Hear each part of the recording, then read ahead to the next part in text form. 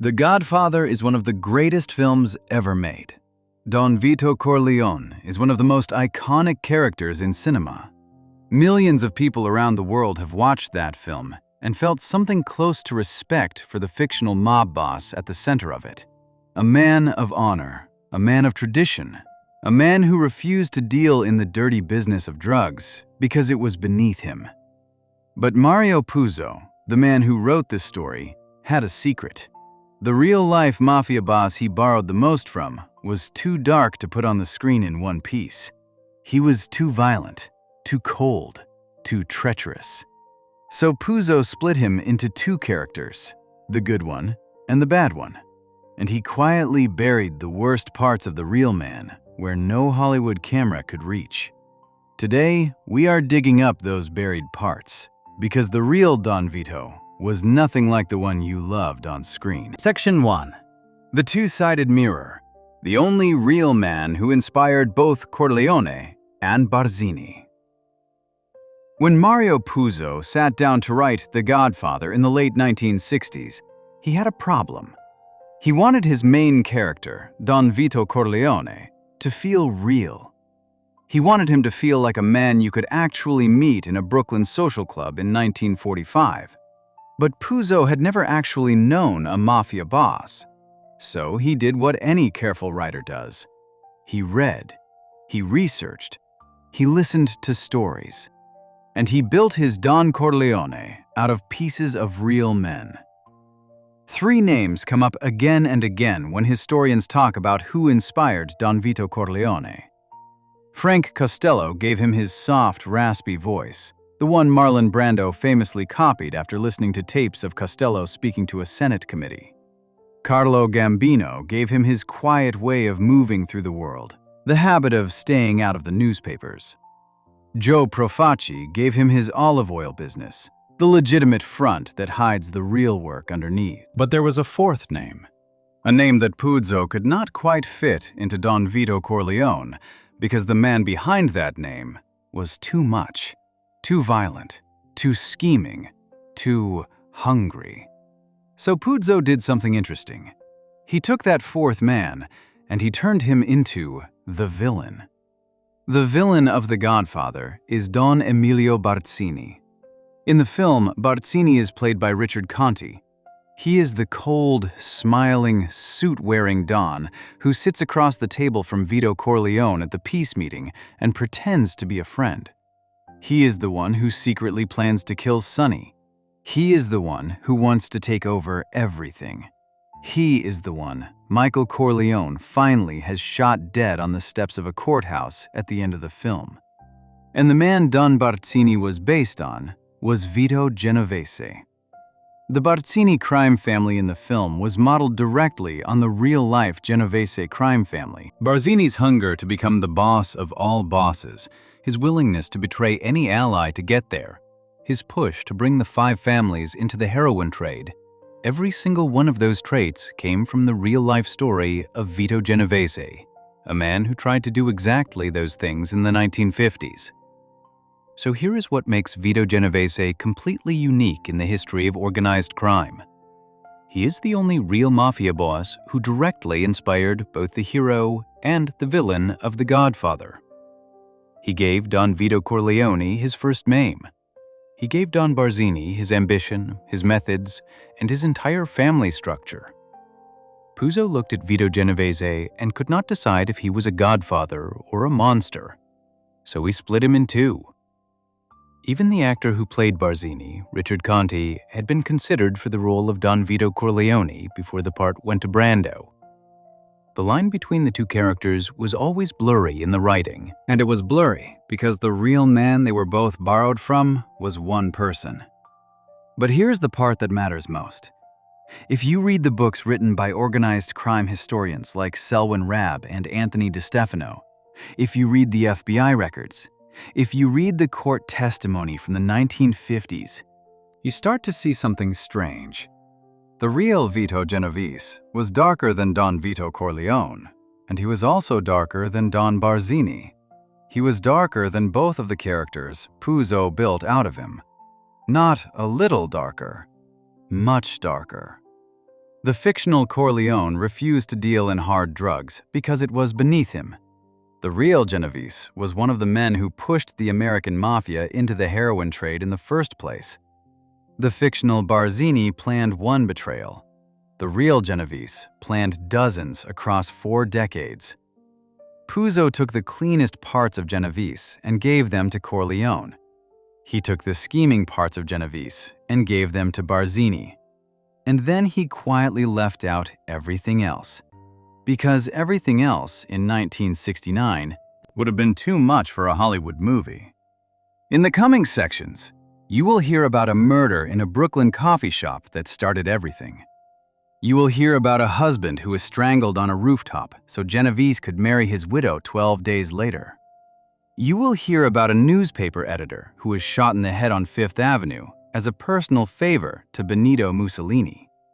You will hear about a mob boss gunned down in a barber chair while a hot towel covered his face.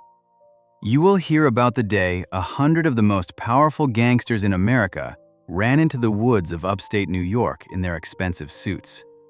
You will hear about a wife who took the witness stand and said things no mafia wife had ever said in open court. And you will hear about the Valentine's Day in a prison hospital when it all finally ended. All of these are real. All of these happened.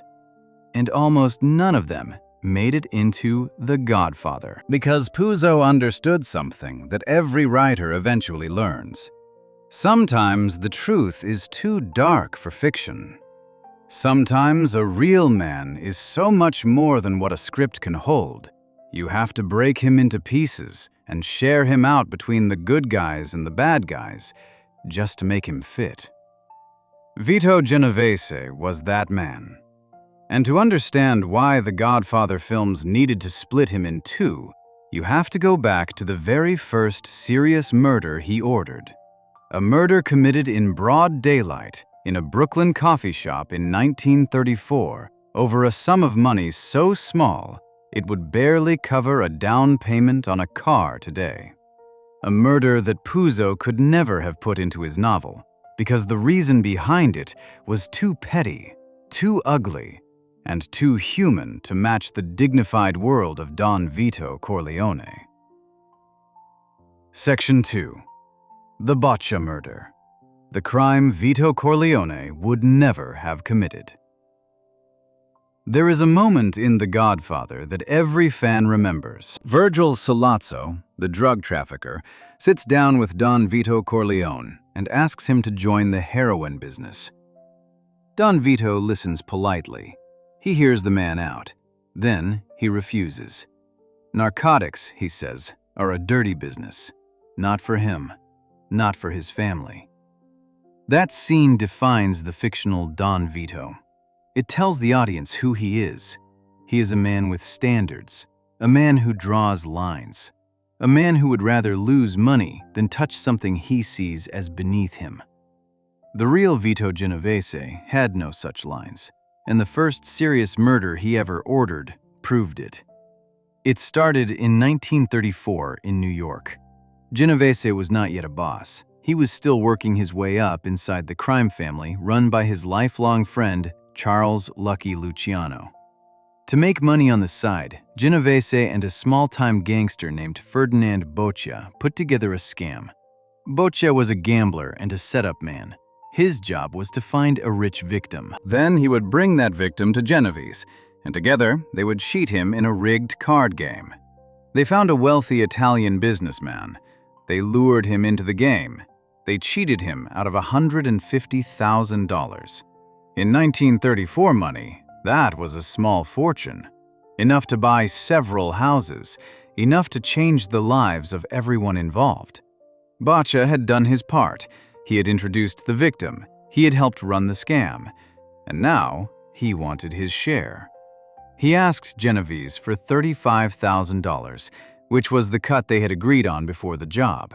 Genovese had no intention of paying him. Instead, he decided it was cheaper to kill Botcha than to give him the money. This is a detail worth sitting with for a moment. Genovese had already made $150,000 from the scam. He could have paid Botcha his $35,000 and still walked away with more than 4 times what he owed. But he did not want to share. And so he picked up the phone and put a hit on the man who had just helped him get rich. The job was handed to a small crew of gunmen. Among them was a low-level hitman named Ernest Rupolo, nicknamed the Hawk. There was also a man named Willie Gallo. According to the court testimony Rupolo later gave, Genovese did not speak about Botcha with any kind of respect. He talked about him like a nothing, like a problem to be cleaned up, a small annoyance to be swatted away. On the night of September 19, 1934, Botcha walked into a coffee shop on Metropolitan Avenue in Brooklyn. This was a place he knew well. It was run by his own family. It was the last place on earth he should have felt in danger. A group of men were waiting inside. They shot him dead on the spot. 3 years later, in May of 1937, Botcha's body was pulled out of the Hudson River. That Brooklyn coffee shop murder set off a chain of events that would follow Genovese for the next 35 years. It would force him to run. It would force him to live in a foreign country. It would nearly send him to the electric chair. And it would hang over his head every single day until he died. But in the short term, Genovese thought he had gotten away with it clean. For a little while, he did. The New York police searched for the killers for years and came up with nothing. The case went cold. Genovese kept rising through the ranks of Luciano's organization. He became a trusted man, a boss in waiting. Life moved on. And then Rupolo, the hitman, got caught on another job. He was facing a long stretch in prison. To save himself, he started talking. He told the police what he knew about the Botcha killing. He named names. He named Genovese. That was in 1944, 10 full years after the murder. The case came back to life. A warrant went out, and Genovese, who by this point had been living in Italy for reasons we will get to soon, was arrested and brought back to New York in 1945 to stand trial for his life. But the case fell apart. It fell apart in a way that tells you everything you need to know about Vito Genovese. One of the witnesses, a man named Peter Latempa, was being kept in a jail cell under police protection for his own safety. He was found dead in that cell before he could testify. Another witness, a man named Jerry Esposito, was found shot to death on the side of a road in New Jersey in June of 1946. Without these 2 witnesses to back up Rupolo's story, the prosecution had nothing solid. The judge was forced to drop the charges. When the judge let Genovese go, he looked at him from the bench and said something remarkable.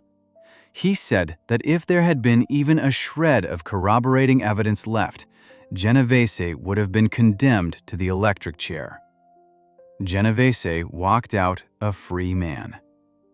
Now, think about this side by side with the fictional Don Vito Corleone. Corleone refuses a drug deal worth millions because he finds it unclean. Genovese ordered a murder over $35,000 that he already owed. Corleone follows a code. Genovese had no code. Genovese had an appetite.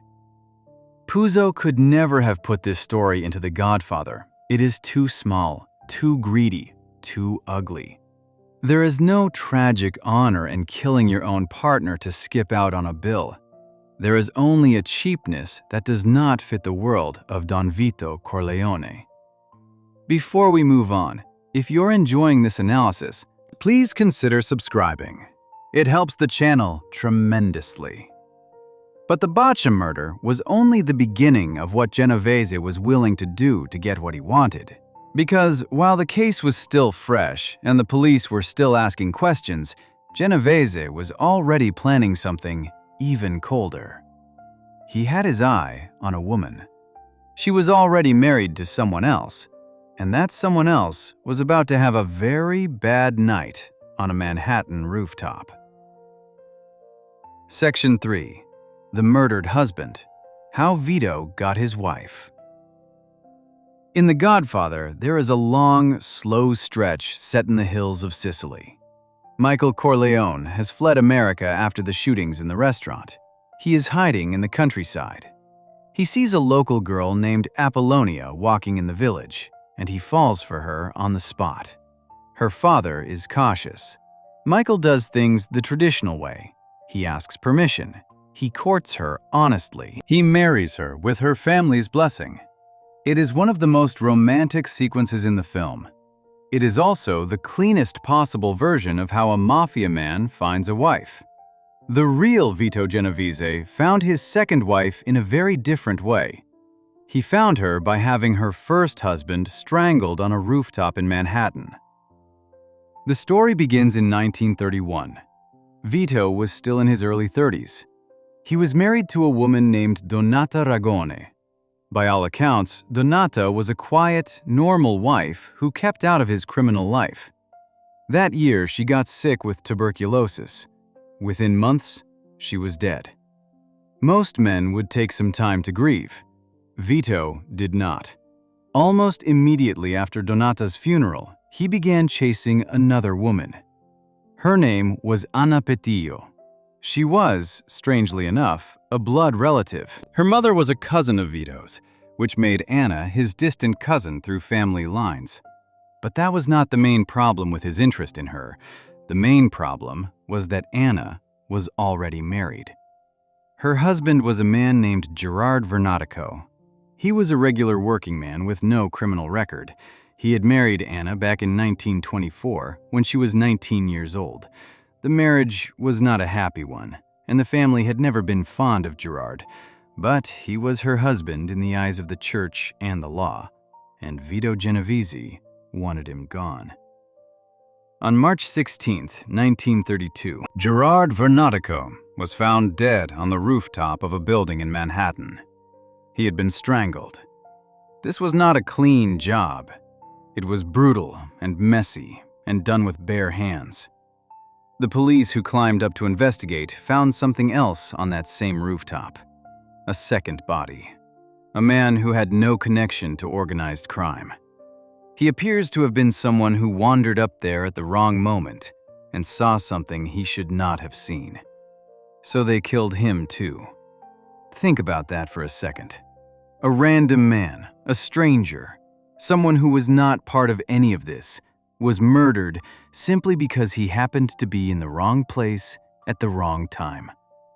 One man died because Vito Genovese wanted his wife. The other died because he had the bad luck of seeing it happen. 12 days after Gerard's body was found on that roof, Vito Genovese married Anna. The wedding took place on March 28, 1932. Anna was 6 months pregnant at the time. Whose child it was has been debated by historians, but the timing tells its own story. Vito had not waited. He had not observed any kind of decent mourning period. He had arranged the killing, waited less than 2 weeks, and then walked the widow down the aisle. For decades, this was whispered about in mob circles, but never proven in court. Then, in the 1960s, a mob informant named Joseph Valachi went on the record. Valachi had been inside the Genovese organization for most of his life. He was speaking to federal investigators about the secrets of the American Mafia. And one of the secrets he confirmed was that Vito Genovese had personally ordered the murder of Gerard Vernatico.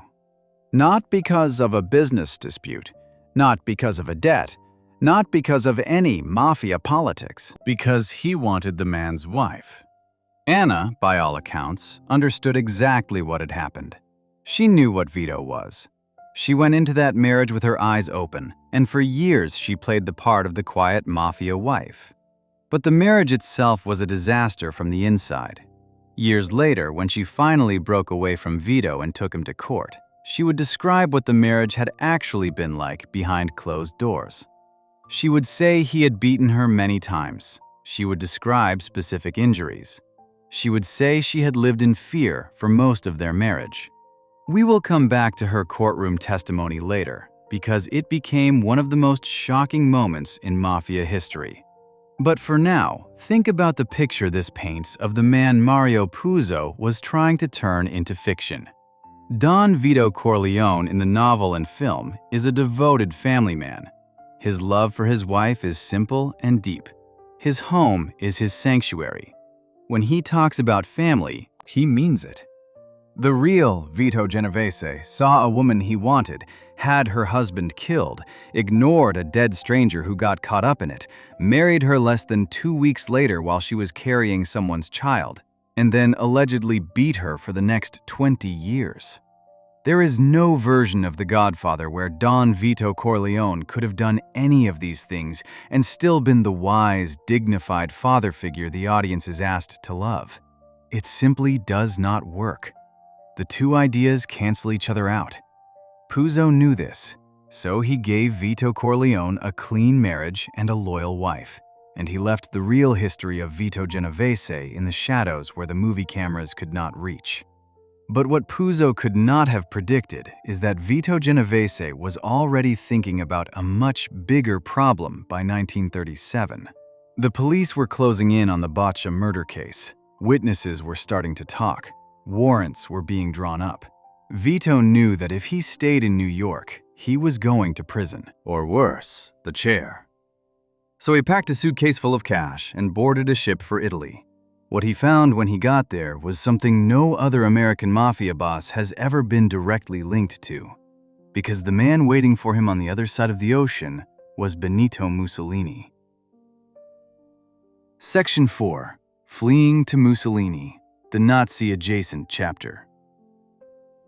Puzo couldn't use in The Godfather. When Michael Corleone has to disappear, he goes to Sicily.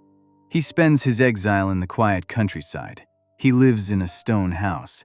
He walks through orange groves. He learns the old ways of his family's homeland. It is a peaceful, almost poetic part of the film. A man hiding from his crimes, surrounded by beauty. When Vito Genovese had to disappear, he did not go hide in the countryside. He went straight to the most powerful dictator in Europe and made himself useful. The year was 1937. The Botcha murder case was heating up in New York. Witnesses were starting to cooperate with police. Vito knew the walls were closing in. So on January 10, 1937, he boarded a ship for Italy. According to FBI records and multiple mafia historians, he brought with him $750,000 in cash. In 1937 money, that was an enormous fortune. It was enough to live like a king in Italy for the rest of his life. He settled in a town called Nola, near Naples. That part of Italy was where his family had come from originally. He had contacts there. He had roots there.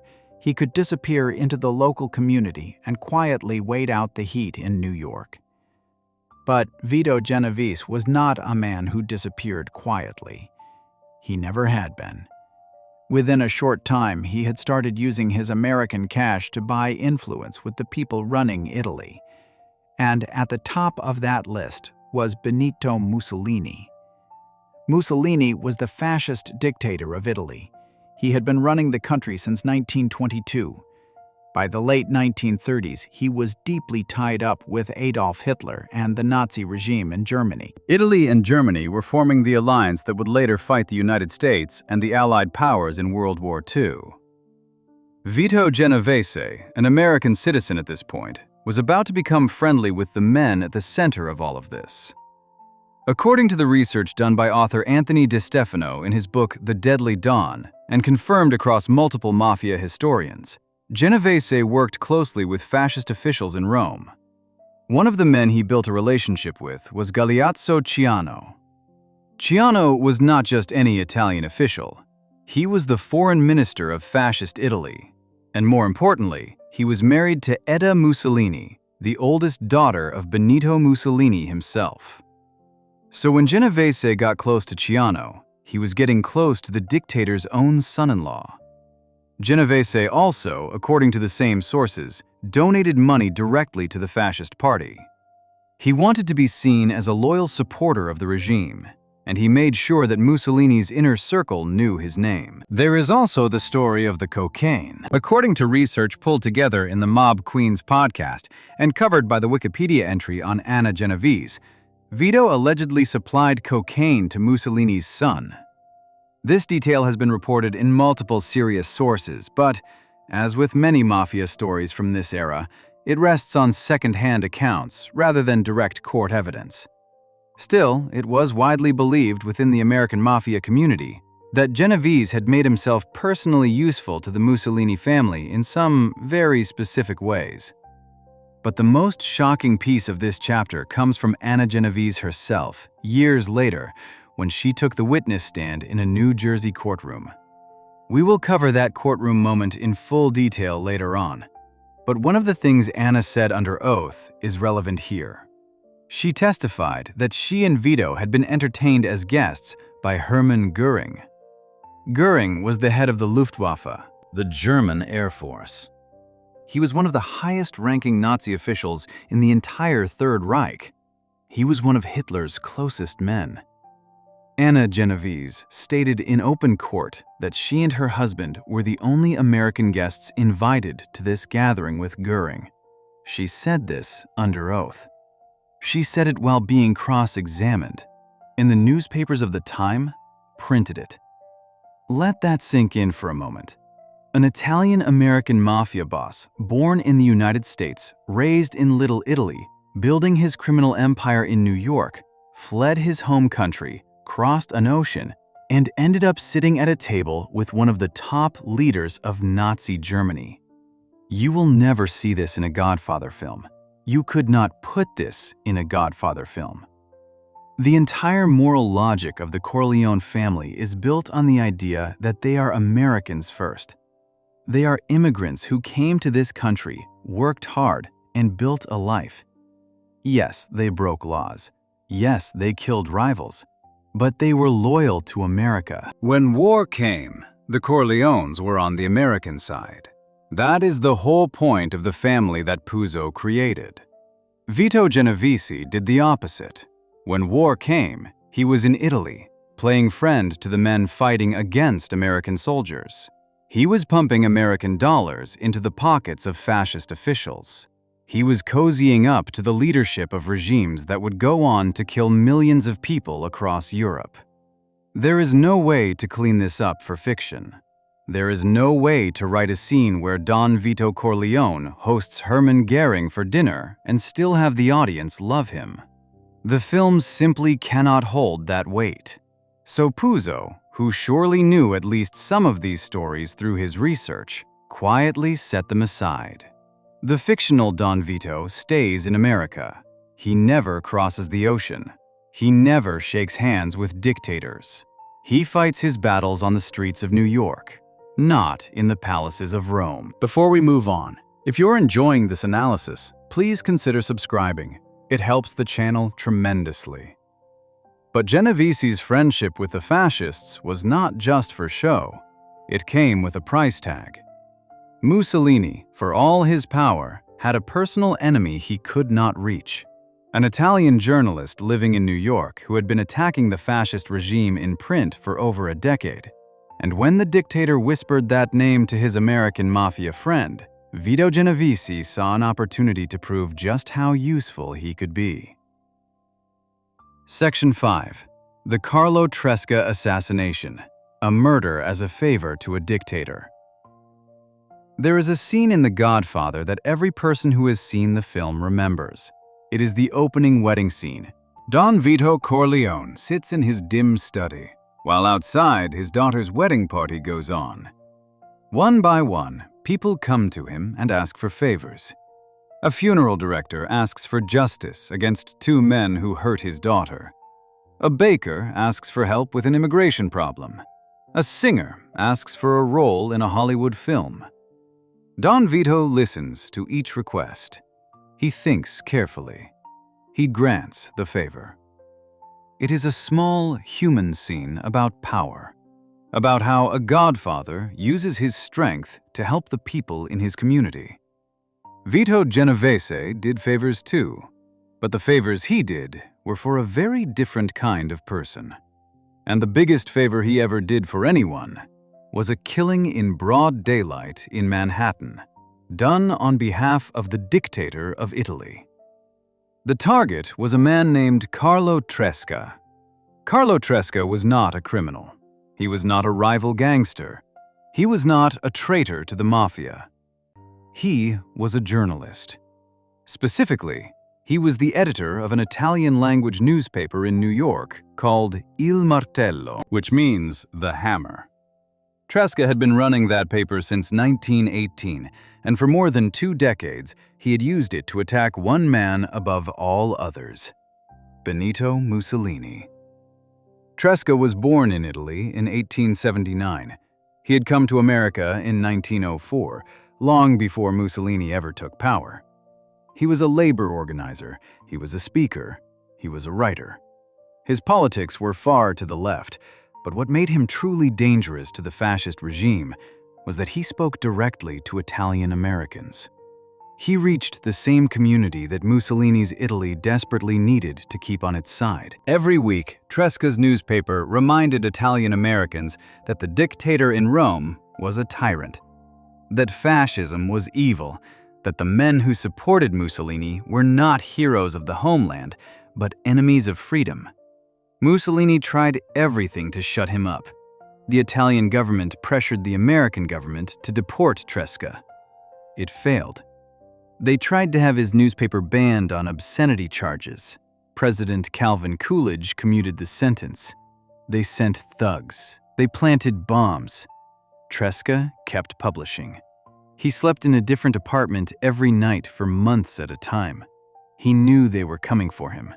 He kept writing anyway. By the early 1940s, America had entered World War II. The United States was now fighting Italy directly. Tresca was more valuable to the Allied war effort than ever, because his voice helped turn Italian Americans against the fascist cause. Mussolini wanted him dead more than ever. And Vito Genovese was still living in Italy, looking for ways to prove his loyalty to the regime that was protecting him from American prosecutors. According to FBI records, which are referenced in the official files of the Mob Museum in Las Vegas, Vito Genovese personally gave the go-ahead for the killing of Carlo Tresca. The order allegedly came from Mussolini. The contract was handed to Genovese, and Genovese passed it on to a hitman he trusted back in New York. That hitman was a rising young soldier in the Bonanno crime family named Carmine Galante. On the evening of January 11, 1943, Carlo Tresca left a meeting and began walking through Greenwich Village in Manhattan. He was 63 years old. He was crossing Fifth Avenue near 15th Street when a black Ford pulled up beside him. A short, stocky man in a brown coat jumped out of the car, walked up behind Tresca, and shot him in the back of the head. Tresca died on the sidewalk. The car sped off. It was later found abandoned nearby with all 4 doors still hanging open. Carmine Galante was picked up and questioned as the prime suspect. Witnesses gave descriptions that matched him, but no one would formally identify him. No one would testify. The case was never brought to trial. Think about what this moment actually was. An American city, a journalist walking home at night, shot dead on Fifth Avenue by a Mafia hitman, on the orders of the dictator of Italy, passed through an American Mafia boss who was hiding out in Europe while the United States was at war with that same dictator. This is not a plot from a movie. This is real history, documented in FBI files, in contemporary newspaper coverage, and in the investigative work of historians like Anthony DeStefano and Selwyn Rabb. And this is exactly the kind of event that could never fit into The Godfather. Puzo's world is a closed world. The Corleones fight other mafia families. They fight corrupt cops. They fight crooked businessmen. Their enemies are always other criminals inside the American underworld. Their violence never crosses into international politics. It never touches the actual history of the 20th century. The real Vito Genovese crossed that line without a second thought. He used his American criminal network to carry out a political killing for a foreign dictator during a world war. If you tried to write that scene into a Godfather film, the audience would think it was over the top. They would think the writer had gone too far. They would say it broke the reality of the story. But it happened. Just like the Botcha murder happened. Just like the rooftop murder of Gerard Vernotico happened. Just like the dinner with Hermann Goering happened. Puzo had a mountain of real material to choose from when he built his fictional Don. And every single time the real history got too dark, he left it on the cutting room floor. The Tresca murder was never solved. Carmine Galante walked away from it a free man and went on to become one of the most feared bosses in New York before he himself was gunned down in a Brooklyn restaurant in 1979. But for Vito Genovese, the Tresca favor was not even the last risky move of his war years, because by 1944, American military police had caught up with him in Italy, and a young investigator working for the U.S. Army was about to try to drag him back across the ocean to face a decade-old murder charge that Vito had been running from since 1937. Section 6. The botched hit on Frank Costello. The real-life assassination that inspired The Godfather's central plot. Everyone who has ever seen The Godfather remembers the day Don Vito Corleone gets shot. He is walking down a busy New York street in the middle of the afternoon. He stops at a fruit stand. He is picking out oranges when the gunmen step out from behind a parked car. They open fire. Bullets hit him in the back. He collapses in the street. His son Fredo, who is supposed to be protecting him, stands there frozen, useless, unable to fire a single shot back. That scene is the center of the entire movie. It is the moment the Corleone family is pushed into war. It is the moment Michael Corleone's quiet life ends forever. Everything that happens in the rest of the film flows out of that one hit on the old man in front of the fruit stand. What most people do not realize is that the whole scene was borrowed from real life. A real boss, a real shooting, a real survival. And the man who ordered the real hit was Vito Genovese. The target was Frank Costello. Frank Costello, by the mid-1950s, was one of the most powerful men in the American underworld. He had the nickname the Prime Minister of the Mafia. He ran the crime family that had been built by Lucky Luciano. He was careful, smart, and well-connected. He had politicians in his pocket. He had judges on his side. He kept the peace between families. He avoided violence when he could. Costello was also, as we talked about in the first section, the main real-life inspiration for Don Vito Corleone, the character Brando played. His soft, raspy voice, his habit of staying low profile, his preference for talk over bullets. All of that came straight from Frank Costello. Marlon Brando even listened to tape recordings of Costello testifying before a Senate committee in the early 1950s, and he copied that exact voice for his performance. And Vito Genovese wanted Frank Costello dead. The reason was simple. Genovese had come back from Italy. He had beaten the Botcha murder charge because his witnesses kept ending up dead. He was free, and he wanted his old position back at the top of the family. But while he had been hiding in Europe, Costello had been running things. And Costello was not about to hand the crown over to Vito just because Vito had finally come home. So Genovese started planning a hit on the boss of his own family. By the spring of 1957, the plan was set. Genovese picked his gunman. He chose a young, hungry soldier from the Greenwich Village crew named Vincent Gigante. Gigante was a former boxer. He was big, strong, and loyal to Vito personally. His nickname was the Chin.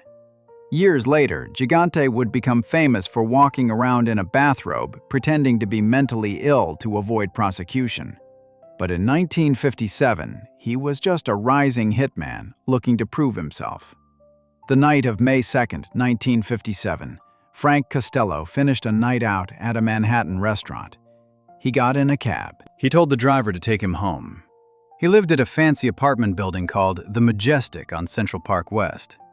Gigante was waiting in the lobby. When Costello walked through the front door of the building, Gigante stepped out from where he had been hiding. He raised a pistol.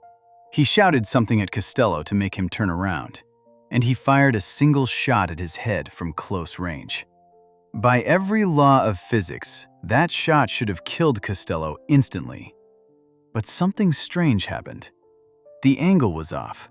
The bullet struck the side of Costello's head and ran around the inside of the skin instead of going through the skull. It was what doctors call a grazing wound. It knocked him down, it bled a lot, but it did not kill him. It did not even do serious damage. Costello was rushed to the hospital. Doctors cleaned the wound. Within hours, it was clear he was going to live. Vito Genovese's careful plan had failed.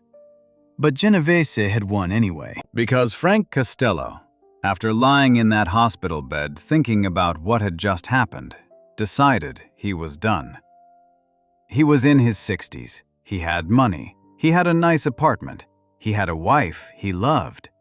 He did not want to spend the rest of his life looking over his shoulder every time he walked through a hotel lobby. So he quietly sent word that he was stepping down. He was out. Vito Genovese could have the family.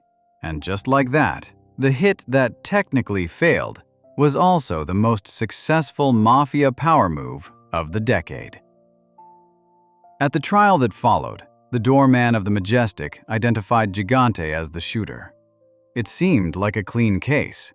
But when Costello himself took the stand in 1958, he looked right at Gigante and said he could not recognize the man who had shot him. That was the code of the underworld at work. You do not help the police put anyone away, even the man who tried to kill you. Gigante walked out of the courtroom a free man. He would go on to spend decades inside the Genovese crime family and eventually become its boss. Now think about how Mario Puzo took this real event and rebuilt it as fiction. In the movie, Don Vito Corleone is also shot in a surprise attack. He also survives by sheer luck. He is also left wounded while his family scrambles to figure out who ordered it. Everything fits, except for one thing. In the movie, Vito Corleone is shot for refusing to join the drug trade. He is shot because he has principles. He is shot because he said no to Solozzo. His survival becomes part of his moral story. The audience loves him more because he took a bullet for his values. In real life, Costello was shot for no noble reason. He was shot because a hungry underboss wanted his job. There was no refused drug deal. There was no principled stand. It was just one man wanting what another man had. Before we move on, if you're enjoying this analysis, please consider subscribing. It helps the channel tremendously. That is the difference Puzo made when he turned Vito Genovese's real world into fiction. He kept the drama of the hit and dropped the ugly motive behind it. But Genovese was not finished with his hostile takeover. Because Frank Costello had a powerful ally still sitting at the top of another family, a man known as the Lord High Executioner. And Genovese had already decided that this ally needed to die too. In a barber shop, in the middle of Manhattan, in broad daylight. Section 7. The Park Sheraton Barber Shop. Hit. The most cinematic murder Puzo didn't use. The Godfather has some of the most famous death scenes in movie history. Luca Brasi being strangled at a bar. Sonny Corleone being ambushed at a toll booth, riddled with bullets in his car. The horse head in the bed. The fishing boat where Fredo prays his last prayer. Mo Green shot through the eye while getting a massage. These scenes are burned into the memory of anyone who has ever watched the films. They are written as operas. They are filmed like paintings. Every frame is designed to stay with you forever. And yet there is one real-life mafia killing from the 1950s that is more cinematic than any of those scenes, more visually striking, more perfectly staged, more unbelievable. A killing so dramatic that if you put it in a film, audiences would laugh and say no mob boss would ever let himself be caught like that. It was ordered by Vito Genovese. It happened in the heart of Manhattan, and Puzo left it out of his novel entirely. The target was Albert Anastasia. Albert Anastasia was one of the most frightening men in the history of American organized crime. He had the nickname the Mad Hatter. He had another nickname, even darker, the Lord High Executioner. He had earned those names by running an organization inside the Mafia called Murder Incorporated. During the 1930s and 1940s, Murder Incorporated carried out hundreds of contract killings for Mafia bosses across the country. Anastasia was the man who ran that operation. He was the boss of bosses when it came to violence. By 1957, Anastasia had moved on. He was now the boss of what would later become the Gambino crime family. He had a mansion on the cliffs of Fort Lee, New Jersey, overlooking the Hudson River. He was rich. He was powerful. He was feared. He was also the last serious obstacle standing in Vito Genovese's way. Genovese had already neutralized Frank Costello, but Costello and Anastasia had been close allies, and Anastasia was not the kind of man who would simply accept Genovese taking over. If he was still breathing, he would eventually try to push back. So Genovese started building a conspiracy to get rid of him. The key man Genovese turned to was Carlo Gambino. Gambino was Anastasia's own underboss, his right-hand man, his second in command, the person who was closest to him and most trusted. And Genovese went to Gambino with a simple offer. Help me get rid of your boss, and you will take his place. You will run the entire family. You will be the new Don. Gambino agreed. The plan was set for the morning of October 25th, 1957. Albert Anastasia had a routine. On certain mornings, his chauffeur would drive him from his mansion in Fort Lee across the river into Manhattan. He would be dropped off at the Park Sheraton Hotel on the corner of 56th Street and 7th Avenue. Inside the hotel, on the ground floor, was a barber shop run by a man named Arthur Grasso. Anastasia had been going to that same barber shop for years for his regular shave and haircut. That morning, everything started the way it always did. Anastasia was driven into the city.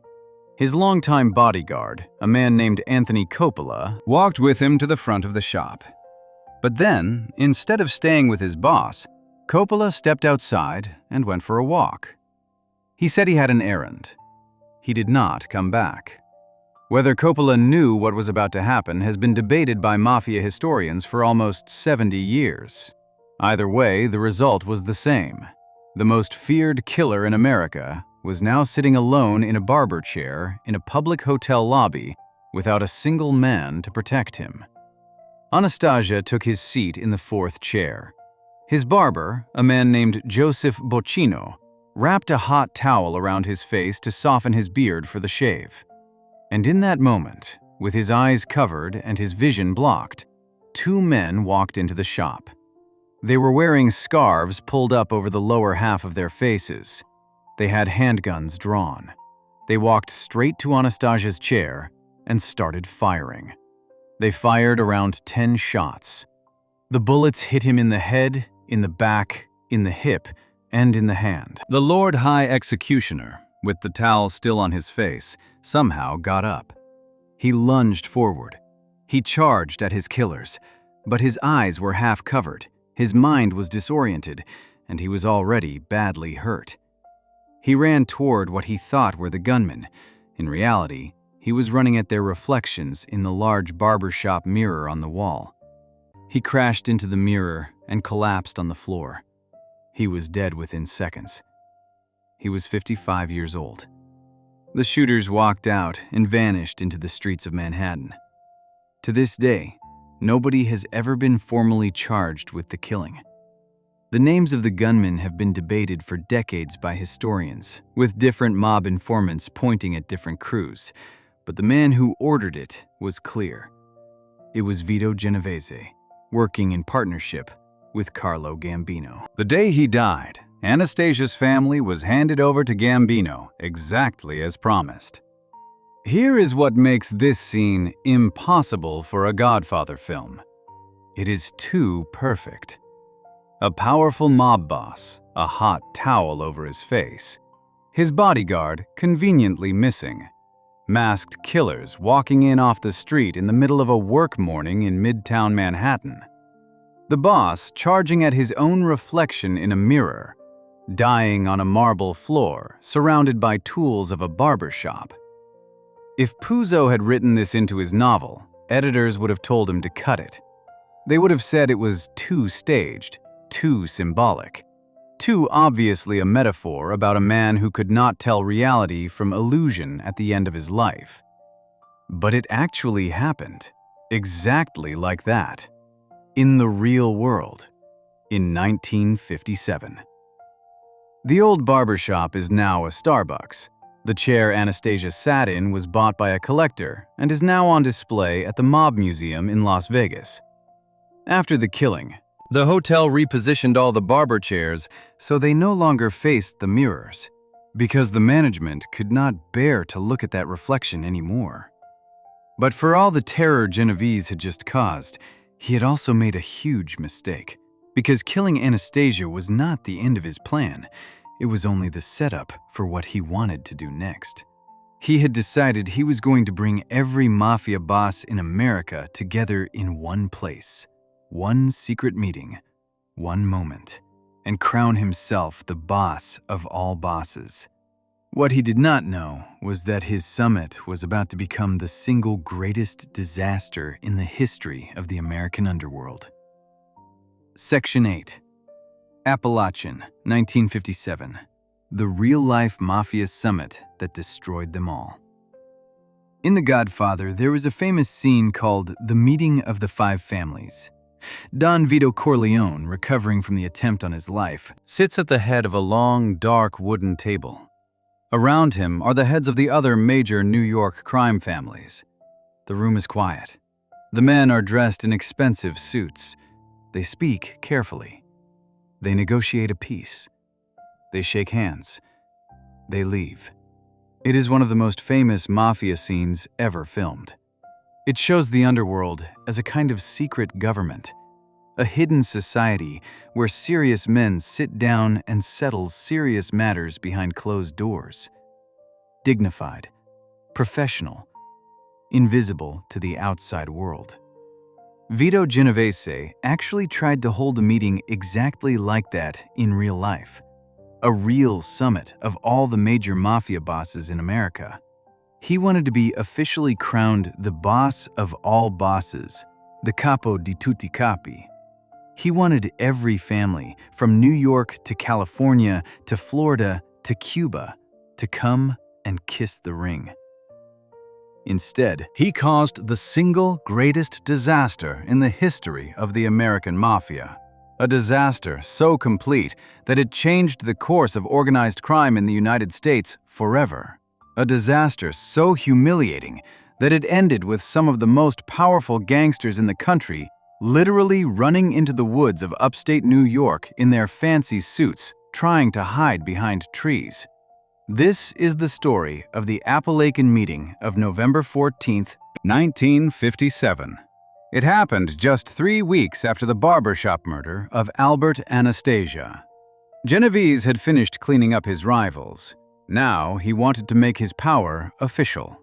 So he sent word out across the country that the leaders of every major family were expected to attend a summit. The location chosen was the hilltop estate of a mafia associate named Joseph Barbara. Barbara was a soft drink distributor in upstate New York who had quietly been a mob figure for years. His property sat on about 58 acres near the small town of Appalachin. It was remote. It was rural. It was, in theory, the perfect place to hide 100 gangsters for a weekend. Around 100 Mafia figures traveled to Appalachin that day. They came from New York, New Jersey, Pennsylvania, Ohio, Texas, Florida, California, even from Cuba and Italy. They traveled in expensive cars, Cadillacs, Lincolns, brand new sedans. Each car had license plates from the state where its owner lived. And every single one of those cars had to drive through the tiny, sleepy town of Appalachin to get up the hill to Barbara's estate. The night before the meeting, 2 New York State troopers were working on a simple, boring case in a local motel. They were investigating someone who had written a bad check. While they were in that motel, one of them overheard Joseph Barbara's own son at the front desk. The son was reserving 6 rooms for a large gathering the next day. One of the troopers, a man named Sergeant Edgar Croswell, had heard rumors for years that Joseph Barbara might be mixed up with organized crime. Now his ears perked up. Why would an ordinary soft drink dealer need 6 hotel rooms for a private gathering? Croswell decided to keep an eye on things the next morning. He and another trooper and 2 federal agents parked an unmarked car on the road near Barbara's property. And what they saw stunned them. Cars. Dozens of cars. Expensive cars. Cars with out-of-state license plates from all over the country. All of them pulling into the driveway of one house in one tiny town in the middle of nowhere. The troopers started writing down every license plate number they saw. That was the moment everything fell apart. Someone inside the house looked out a window and noticed the unmarked car. Word spread through the property like fire. Police. Police were watching. The most powerful gangsters in America panicked. And what happened next is the opposite of anything you would ever see in a Godfather film. Mobsters in tailored suits and shiny shoes ran out of the house in every direction. Some jumped into their cars and tried to race down the only road out. Some ran on foot into the surrounding woods and fields. They climbed fences. They tripped over tree roots. They hid behind bushes. They crouched in ditches. Grown men, heads of crime families, worth millions of dollars, running through the brush like children playing hide and seek. The troopers set up a roadblock at the end of the road. Every car that tried to leave was stopped. Every man inside was asked to step out and show identification. Others were picked up over the next few hours, hiding in the countryside around the property. By the end of the day, around 62 men had been detained and identified. Among them were some of the biggest names in organized crime: Vito Genovese himself, Carlo Gambino, Joseph Profaci, Joseph Bonanno, heads of families from multiple cities. Each one of them was asked why they had come to Appalachin. Every single one of them gave the same ridiculous story. They said they had heard Joseph Barbara was not feeling well, and they had all just happened to drop by on the same day to wish him a quick recovery. The real disaster was not the arrests. Most of the men were let go. The charges that were filed later were eventually overturned on appeal. The real disaster was what the meeting revealed to the outside world. For years, the director of the FBI, J. Edgar Hoover, had publicly denied that organized crime even existed in America. He said the Mafia was a myth. He said there was no national criminal organization operating across state lines. He had directed the FBI to focus on communists instead of gangsters. Appalachin made that position impossible. You cannot claim the Mafia does not exist after state troopers catch 100 of its leaders in one house. Within days, the FBI was forced to launch a new program called the Top Hoodlum Program, which for the first time put serious federal resources into investigating organized crime. The secret was out.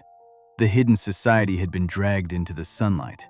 And it had happened because Vito Genovese had insisted on gathering all his rivals in one room at the same time. Other bosses blamed him for everything. His reputation inside the underworld was destroyed. Some historians now believe that his old rivals, men like Lucky Luciano and Frank Costello, had secretly tipped off the police in the first place, just to ruin Genovese's coronation. Whether that is true or not, the result was the same. The man who had killed and schemed for 20 years to become king had just exposed every other king in the country. Before we move on, if you're enjoying this analysis, please consider subscribing. It helps the channel tremendously. But Vito Genovese's worst day was still ahead of him, because while he was trying to recover from the shame of Appalachin, someone much closer to home was about to do something no one in the history of the American Mafia had ever done before. She was going to walk into a courtroom, she was going to raise her hand, and she was going to tell the world everything. Section 9. The wife who testified. The detail Puzo would never dare include. In The Godfather, the women stay silent. Kay Adams, Michael Corleone's wife, asks him once if he killed his sister's husband. He looks her in the eye and lies to her face. She accepts the lie. The door closes between them. That is the rule of the world Puzo built. The men do the business. The women stay out of it. Nobody ever talks to the police. Nobody ever talks to a judge. Nobody ever breaks the code. There is a reason Puzo wrote his female characters that way. It was the unwritten law of the real mafia. For most of the 20th century, no mob wife in America had ever testified in open court against her husband. It simply did not happen. Until one woman broke that rule in the early 1950s. And the husband she testified against was Vito Genovese. Her name, as we heard in Section 3, was Anna Genovese. She was the same woman Vito had allegedly killed for back in 1932, when her first husband turned up strangled on a Manhattan rooftop. She had spent 20 years married to him. She had watched him build an empire. She had watched him flee to Italy. She had run businesses in New York while he was gone. She had come back to him when he returned. And somewhere along the way, she had decided she was done. In December of 1952, Anna filed for separate financial support. A year later, she filed for divorce. She hired a lawyer who happened to be a deputy attorney general in New Jersey. And on March 2, 1953, she walked into the Freehold County Courthouse and took the witness stand. What she said next was unthinkable. No mafia wife had ever said these things in public before. She told the judge that Vito ran the illegal Italian lottery across New York and New Jersey. She said that operation alone brought in more than $1 million a year. She said she herself had managed gambling ventures that generated $30,000 a week while he was in exile. She named the nightclubs he owned. She named the dog track he ran in Virginia. She said she was the only person who knew the combination to the family safe in their New Jersey home. She described flying to Italy repeatedly with large sums of cash to hand to Vito during his years hiding there. Then she went further. She named other mafia bosses. She named Frank Costello. She named Albert Anastasia. She described how they had been guests at her home. She described the lavish parties they had hosted in Atlantic Highlands. And she dropped the detail that became an international headline. She told the court that she and Vito had been the only American guests of Hermann Göring, the head of the German Air Force under Adolf Hitler. She also described the marriage itself. She said Vito had beaten her many times. She described specific injuries. She said her life with him had been one of fear and fists.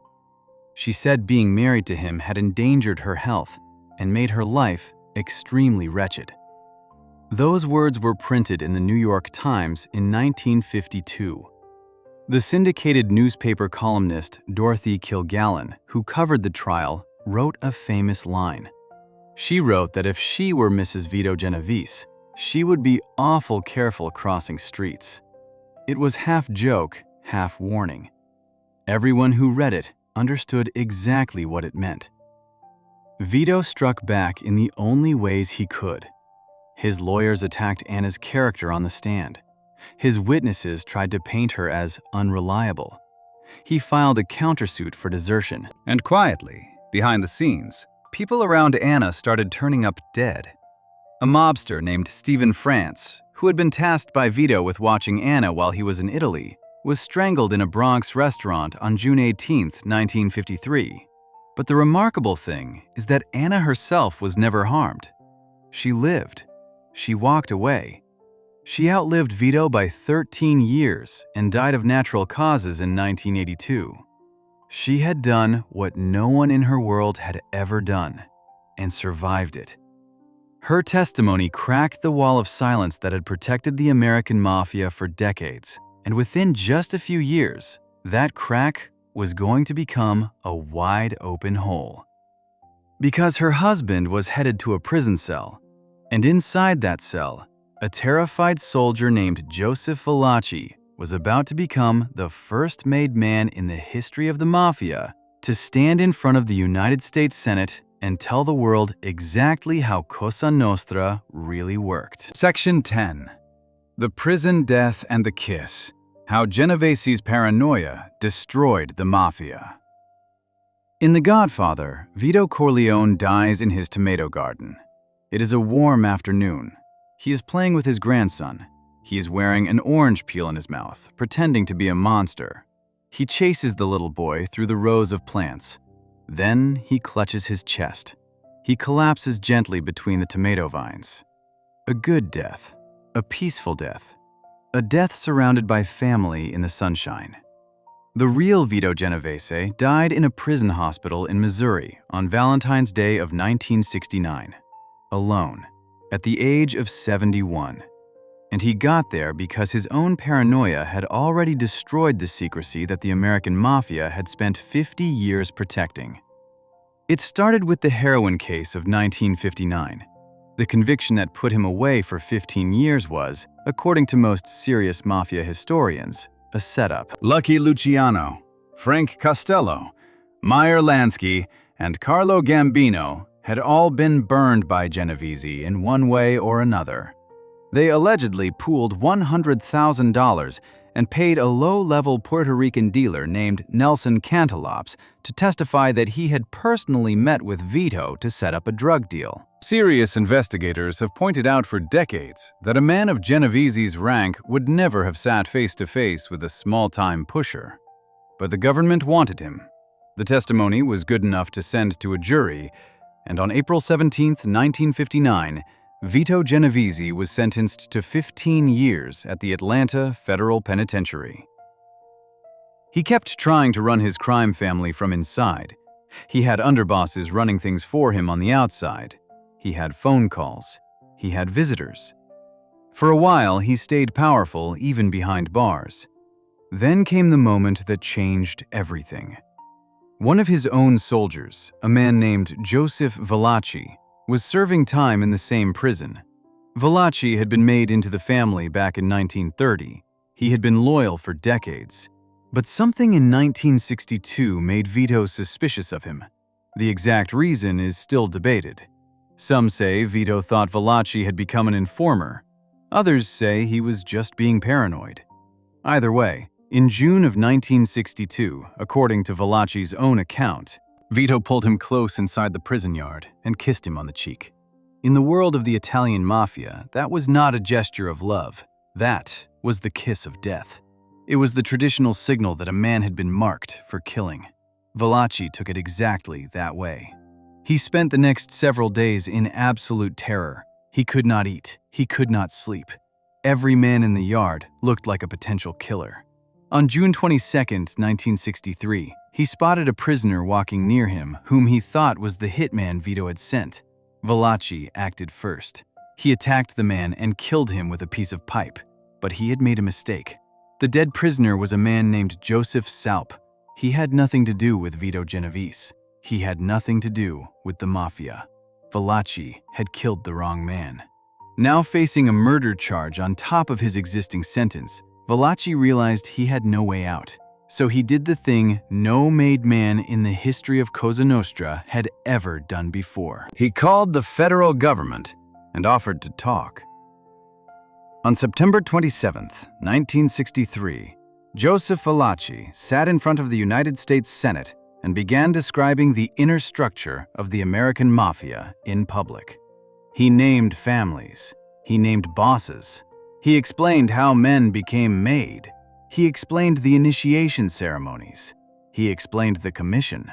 He explained rules that had never been spoken outside the underworld for 50 years. The whole country was watching on television. The Mafia never fully recovered. The FBI now had a roadmap. Prosecutors now had vocabulary. Every trial that came after Appalachin used what he had revealed. Vito Genovese spent his last years in the federal medical prison in Springfield, Missouri. He had a heart attack on February 14, 1969, and died that day.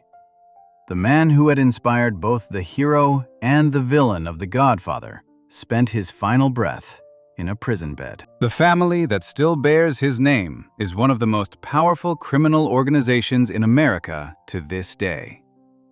But the world of secrets that Genovese was born into, the hidden society that Puzo would later turn into art, no longer existed by the time he died. Because in the end, Vito Genovese was the man who killed it himself. If you enjoyed this breakdown, make sure to subscribe. Thanks for watching, and I'll see you in the next one.